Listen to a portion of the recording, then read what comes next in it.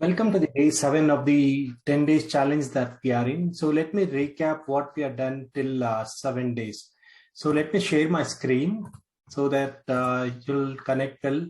So this is what we discussed. So first 2, 3, 4 days all about pre-sale or a before phase. The customer in this phase was not aware that you are existing. So now you made an attempt to connect him with the right message, right customer, with the right media, you able to reach it. So now he has given a lead like contact information, or he called or visited your shop. So he became a lead. And now in this phase, in sales or during phase, you made all the attempt to get the money from the customer. So you are done your part in the sales process. Now, though most of the business owner, what I've seen is they think this is a transaction. So they done their marketing and they just thought this is what the end of the marketing. So I got the customer. This has become a like transaction business for them. So actual business or the actual market will start from once the customer paid you, because from unknown to you become a known customer. Now it is your chance to make him a raving fan for your company. Or see, law of 100, like minimum he will be knowing 100 people like interacting or in social media or anywhere. If you've given a good service, there are more chances that he can refer, or his reviews can like get you the more customers. So that's what we call it as. This is if you're looking at the business at the transaction level, and only at the day 6 you done with your marketing and done. But if you want the customer walk in, like become a raving fan, or you get the repeat customer or the referral, so this is where the actual marketing starts for you. Because once you promise and the customer is bought your product, so it is your responsibility to serve him at the level best. So this is what we are dealing today. So most business, what I told you, they're looking at the transaction. They paid the money, I'll give the service. I don't know what is the end result, whether that is needed or not. So that is what most business are working on. So that's why if you see at their growth, or if they are like what is their plan of growth, they're not getting that result. But look at the other good brands like Apple or Ford. What they've done is, so they sell on the wanted thing, but they also worked on the need of the customer. So if I have to give you an example, when the iPod is released, it is like you have to download the songs, you have to connect the iPod to your system and download the songs. The want was solved at that stage. But did Steve Jobs stop there? No, right? It is always he invented that cloud music, iTunes. That's where the popularity start increased much more. So this is what customer wanted. Yes, iPod with the music clarity and the like world class clarity and the minimum, the story, like whatever these like instrument, the size. But also he worked on the technology to give the iTunes.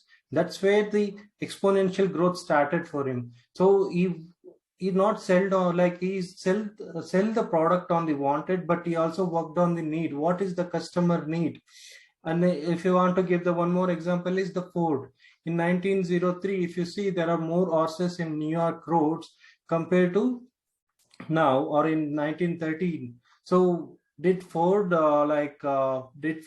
resolve the issue? If you asked him, like if Ford asked customer, they would have said, I wanted a faster horse. He has to reach the home. So the want was the fast, but he solved the issue by giving them a motor car where they can like enjoy the ride. So this is what one more example I can give it. So last thing is what I've discussed like in today's session, the law of 100. See, the customer who walks in, especially after COVID, is already isolated. He's not able to communicate, or the way he was like moving around, it is not there currently. So whenever they visit the retail shop or your shop or any cleaning, what they expect is the human interaction. If you give that experience, there are more chances that he likes it. if he doesn't like how you treating him, especially after COVID, there are more chances that he might not come to your clinic or your shop or the retail shop. For example, I'll give you, like I went to the one of the bakery to buy some eatery. So I was on a call. The person who sold it, he knew that the cake was rotten. It's already smelling. He just packed it and given me.